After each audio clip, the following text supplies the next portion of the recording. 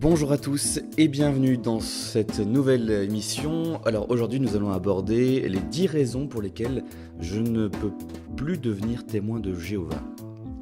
Alors, cette émission qui compile 10 raisons fera peut-être l'objet d'une suite, puisque j'ai également reçu 10 réponses à ces 10 raisons. Alors on va commencer par la toute première raison qui fait que je ne pourrais pas devenir témoin de Jéhovah si jamais j'avais besoin de retrouver une religion. La première raison, c'est l'absence de liberté de conscience. Alors en effet, chez les témoins de Jéhovah, la liberté de conscience n'existe pas. Il faut bien comprendre ce qu'on entend par liberté de conscience. Qu'est-ce que c'est que la liberté de conscience ? La liberté de conscience, c'est la liberté de pouvoir choisir ce en quoi l'on croit. La liberté de conscience, c'est cette liberté fondamentale liée au choix et aux idées. Alors par exemple, chez les témoins de Jéhovah, il n'y a pas de liberté de conscience, puisqu'en réalité, quand vous faites partie du mouvement, vous devez soutenir le dogme à 100%. Il n'y a pas de soutien en demi-mesure, si j'ose dire, quoi. Voilà. Vous ne pouvez pas soutenir une partie des idées et rejeter une autre partie. Quand on est témoin de Jéhovah, c'est un choix absolu. On doit soutenir absolument tous les dogmes. Ok ? Donc par exemple, même si on est touché par le message, on va dire, unitarien, théologique des témoins, on doit également soutenir la position des TJ qui consiste à rejeter la théorie de l'évolution. Donc, ou encore la position qui consiste à interpréter les textes de l'Ancien Testament de manière littérale. Bon, ça pose quand même un certain nombre de problèmes, cette position-là.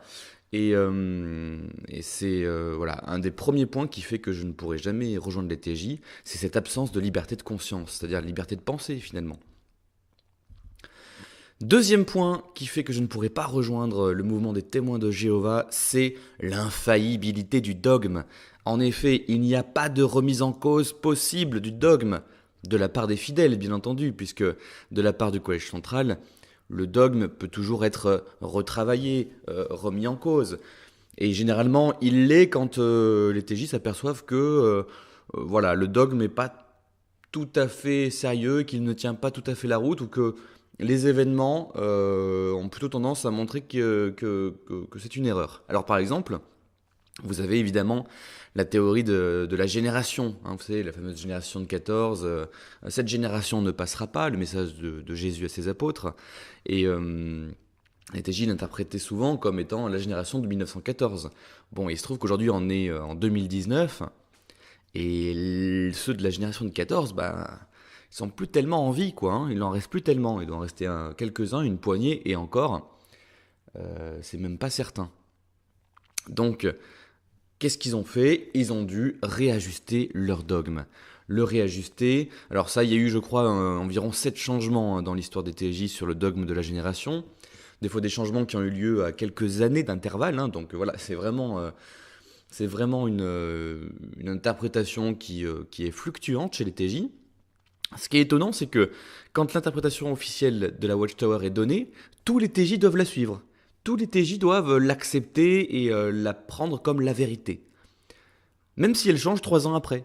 Donc autant des fidèles TJ ont pu peut-être penser que la théorie de la génération de 14 qui ne passera pas, elle n'était pas très crédible puisqu'on y arrivait, finalement à la fin de la vie de ces gens-là et que rien ne s'était passé. Et tant que le Collège central n'avait pas changé d'avis là-dessus, finalement, ces TJ étaient un petit peu des apostats, quoi. Donc ça pose quand même un gros problème, et c'est quand même lié au point 1 de la liberté de conscience, bien évidemment, c'est que le dogme ne peut pas être remis en cause, et ça c'est quand même assez gênant. Donc ça implique, encore une foi absolue, non pas en Dieu, mais dans les dogmes écrits par le Collège central. Point numéro 3, c'est l'absence de transparence. En effet, le Collège central ne communique pas en dehors de ses publications et il ne signe pas ses textes. Alors effectivement, même si on connaît bien sûr les membres du Collège central, ils apparaissent sur TV, la télé broadcasting, télédiffusion, JW Télédiffusion. Ils ont leur biographie dans la tour de garde, on les connaît, on voit leurs photos, on connaît leurs noms, etc. Mais ils ne signent pas leurs textes. C'est-à-dire que généralement, quand un livre sort, quand la tour de garde sort, Déjà, la tour de garde, il ne me semble pas que ce soit les membres du Collège central qui la rédigent. En tout cas, au temps de Frédéric Franz et de son neveu Raymond Franz, ce n'était pas le cas, puisque Raymond parle d'un comité de rédaction de la tour de garde qui était assez éloigné du Collège central et que le Collège central devait valider en aval. Mais en tout cas, voilà, quand on a des ouvrages qui font polémique, je pense notamment à certains ouvrages comme La vie, comment est-elle apparue, évolution ou création, eh bien ce genre d'ouvrage n'est pas signé, donc on ne sait pas qui l'a écrit, on ne connaît pas donc du coup le nom de la personne qui l'a rédigé ou des personnes qui l'ont rédigé, on ne connaît pas leurs compétences, leur formation, est-ce que ce sont des chercheurs, est-ce qu'ils ont un CV dans le domaine de la recherche scientifique, est-ce que ce qu'ils disent peut être crédible. Voilà, donc on n'en sait rien. En plus de ça, comme ils ne se révèlent pas, ils refusent le débat profane, on va dire. Donc être interviewé par un journaliste, être en débat avec un scientifique, ils le refusent. Et évidemment, c'est bien pratique, parce que du coup, leur théorie créationniste en prendrait un sacré coup s'ils étaient confrontés à un véritable scientifique évolutionniste. Leur pseudo-argument ne tiendrait pas la route. Et donc, les fidèles du monde entier se rendraient compte à quel point tout ça, c'est bidon. Bidon de chez bidon. Donc c'est une stratégie qui est compréhensible de la part du Collège central, mais elle révèle absolument leur hypocrisie. Le point numéro 4, c'est l'enfermement psychologique. Voilà un des points essentiels pour lequel je ne pourrai jamais rejoindre cette secte. C'est cet enfermement psychologique. En effet, il est impossible de quitter cette religion sans excommunication, sans pression, sans isolement de l'adepte, sans mise au banc jusqu'à ce qu'il y ait une rupture des liens familiaux. Et effectivement, cette pression liée à l'excommunication, alors c'est pas le problème de l'excommunication ou de l'exclusion en tant que tel, le problème. Déjà, effectivement, ce qui est intéressant, c'est qu'on voit que la société a adopté le terme d'excommunication, qui est quand même un terme qui est propre à l'Église catholique, c'est-à-dire qu'on sort le fidèle de la communion, quoi. Voilà, de sa communion spirituelle. Donc on l'excommunie. D'accord. Chez les TJ, avant, on employait le terme d'exclusion. Ok. Jusque dans les années 2000, c'était le terme qu'on employait, l'exclusion. Mais effectivement, exclusion, ça fait tout de suite hyper sectaire, ça fait tout de suite pression très forte, et du coup, c'était pas bon pour la communication des TJ. Donc ils ont remplacé le terme d'exclusion qui était violent par le terme d'excommunication qui était déjà un petit peu plus adapté et que l'Église catholique employait, puisque l'Église catholique, il lui arrive d'excommunier des membres. Alors, il faut savoir que quand l'Église catholique excommunie des membres, c'est des cas très très particuliers. Voilà, l'Église catholique n'excommunique pas de la même manière que les TJ. C'est beaucoup plus rare, ça concerne surtout des personnes qui ont des postes importants, qui vont remettre violemment en cause l'Église, qui vont montrer une forme d'athéisme ou une position un peu antichrist. Donc c'est la raison pour laquelle l'Église peut excommunier. À part ça, l'Église excommunie peu, et quand elle excommunie, ça veut dire que le fidèle ne peut plus accéder, on va dire, au rite religieux habituel. Il ne peut plus prendre l'hostie, il participe plus au rite religieux, mais il n'est pas exclu de la communauté au sens social du terme. Les gens lui parlent encore, les gens peuvent le côtoyer, manger avec lui, etc. Donc c'est pas une excommunication comme les TJ. En fait, le problème chez les TJ, c'est pas l'excommunication. Tout le monde, n'importe quel groupe humain, a le droit d'exclure un membre qui ne suit pas les règles ou qui pose des problèmes. Et effectivement, c'est pas logique quand on vit une double vie. Il faut être honnête et ça sert à rien de poursuivre dans un mouvement religieux si on n'a plus foi en ce mouvement, quoi. Mais le problème, c'est pas ça. On a tout à fait le droit d'excommunier ou d'exclure. Le problème, c'est les sanctions qui sont imposées derrière. Le problème, c'est la rupture des liens sociaux, c'est le chantage affectif, c'est le fait de dire, vous ne parlerez plus aux membres de votre famille, sauf en cas d'urgence, décès ou autre, super. Vous ne parlerez plus à tous vos amis, vous ne parlerez plus à toutes vos connaissances et tous vos proches, c'est-à-dire toutes les personnes qui ont construit votre vie depuis votre enfance jusqu'à aujourd'hui. Sachant que le TJ qui naît dans l'organisation, il n'a le droit officiellement de ne côtoyer que des TJ, voilà, en gros, pour caricaturer. Il ne peut pas se faire d'amis dans le monde, puisque c'est mal vu.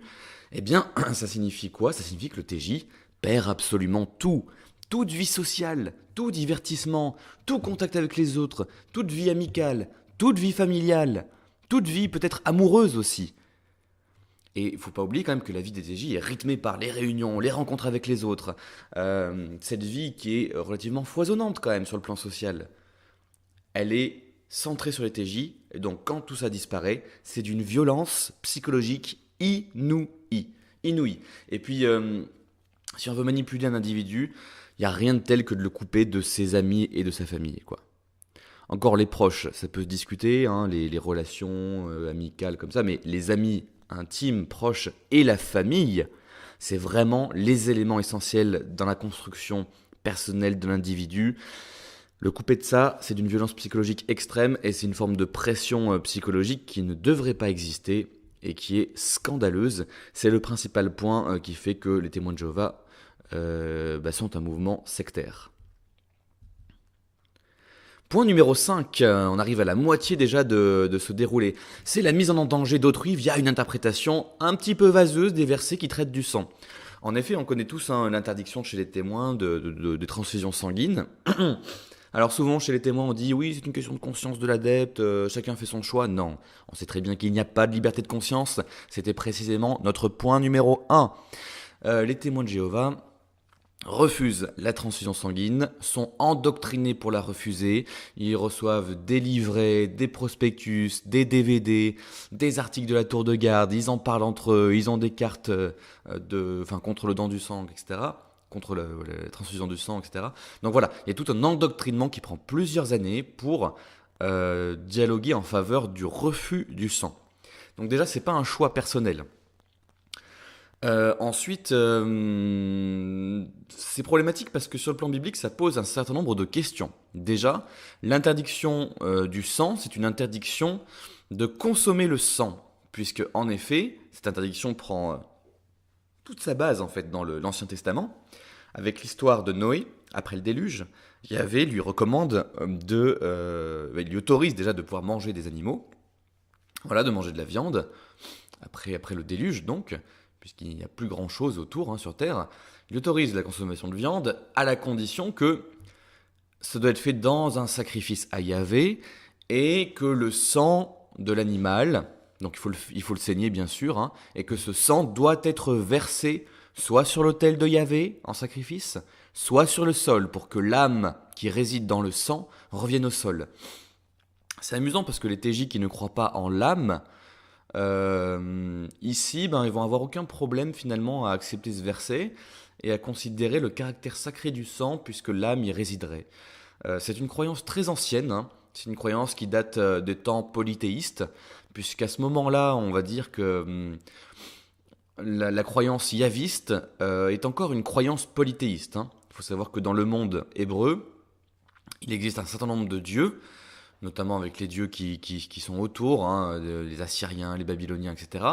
Et que Yahvé n'est qu'un dieu parmi les dieux. À l'origine, c'est un dieu de l'orage et du tonnerre. Le bibliste Thomas Romer l'a parfaitement démontré dans son ouvrage L'invention de Dieu. Et Yahvé, donc, est un dieu parmi tant d'autres. Et dans le cadre de son culte sacrificiel, le sang doit être versé au sol, dans l'idée que l'âme doit revenir à la terre, à la vie, et donc que l'homme ne doit pas consommer la chair avec l'âme, la chair avec la vie. Voilà qui est assez intéressant. Premièrement, quand on est chrétien, c'est plus des versets qu'on doit suivre, puisque si on se réfère à l'Ancien Testament, à l'Ancienne Alliance, quand on est chrétien de la Nouvelle Alliance, c'est un peu curieux, c'est qu'on n'a pas tout à fait compris à toute la théologie biblique. Deuxièmement, il est vrai que cette injonction est rappelée dans les Actes des Apôtres, Actes chapitre 15, verset 20, mais il faut reprendre le contexte de ce passage.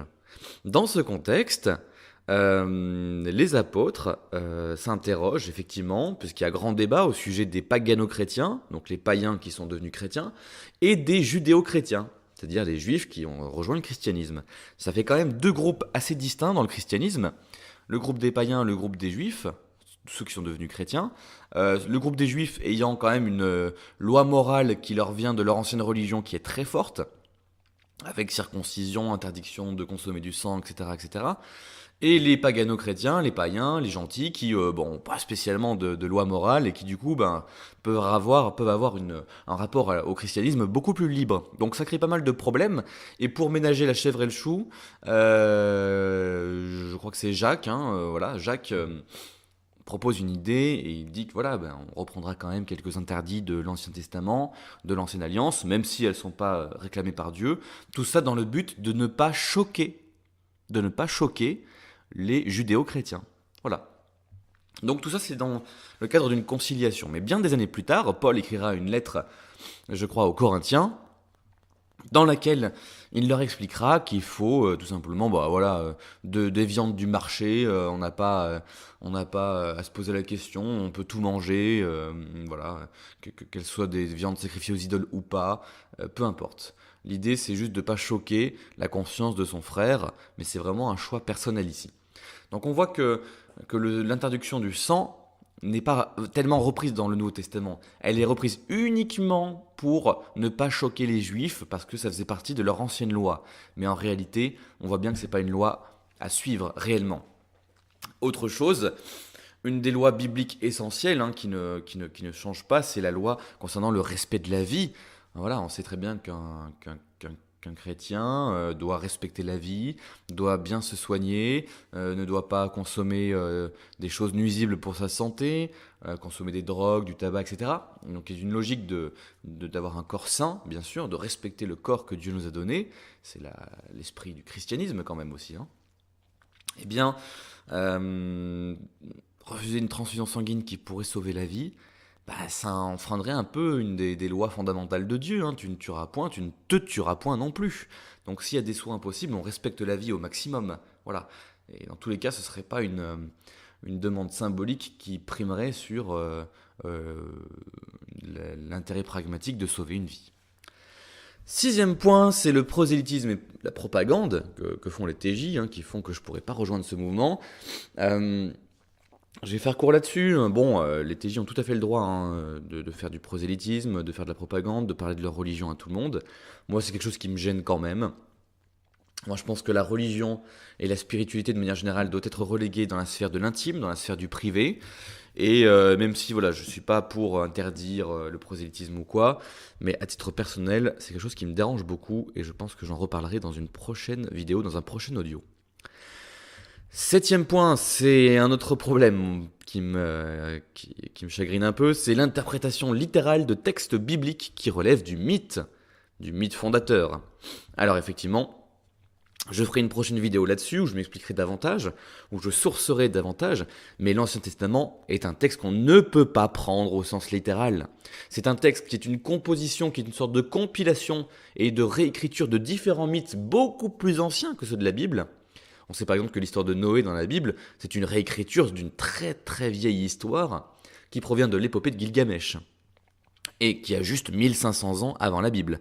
Voilà, donc c'est sûr que l'histoire du déluge est une réécriture, et il existe plein d'autres mythes comme ça. Thomas Romer et d'autres biblistes en parlent parfaitement bien, ce qui fait qu'on ne peut évidemment pas prendre au sens littéral tous ces textes merveilleux.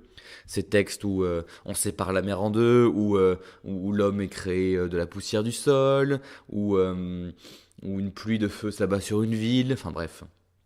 On voit bien qu'il s'agit de mythes. La plupart du temps, les textes de l'Ancien Testament sont plutôt même incohérents, ils ont même plusieurs versions que la Bible a elle-même conservées. Voilà, ces textes doivent être pris pour ce qu'ils sont, des mythes, qui peuvent révéler une part de spiritualité, de vérité spirituelle, mais sur le plan littéral et historique, c'est juste complètement absurde de les prendre comme historiques. C'est comme si je vous prenais, je sais pas moi, le mythe de Prométhée, chez les Grecs, et que je vous disais que c'était la pure vérité, que comme c'est un texte très ancien, transmis de génération en génération, qu'on l'a toujours avec nous, que c'est un texte fondateur, que c'est la vérité historique, non évidemment, personne n'y croirait. Ça enlève en rien à la beauté de ce mythe et à la vérité de ce mythe. Vérité intellectuelle, morale, philosophique et spirituelle.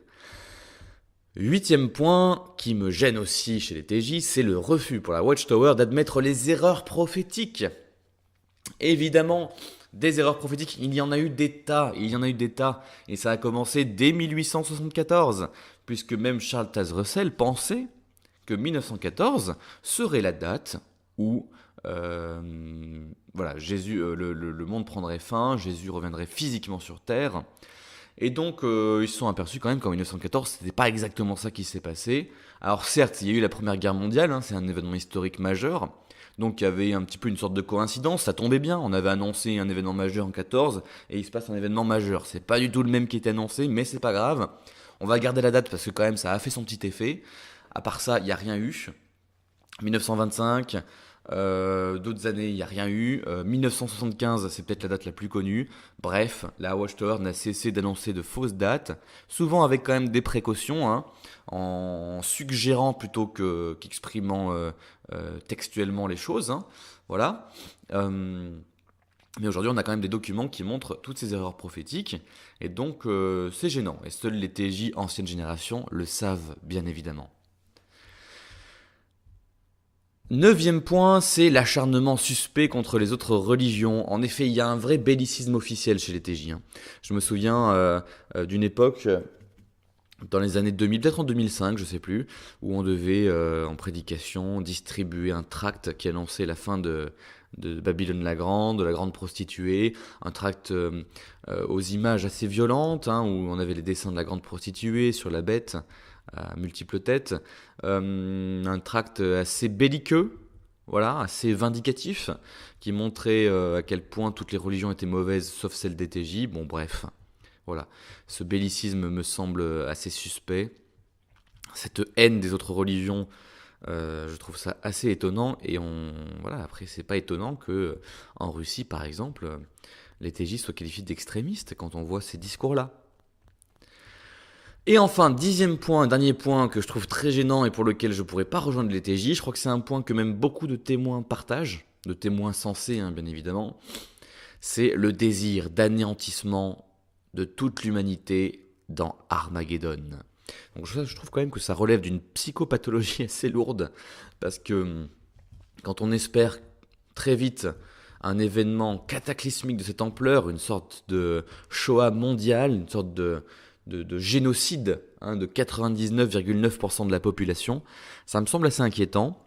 Voilà, je trouve que ça relève vraiment voilà, d'un esprit qui n'est pas très sain quand même.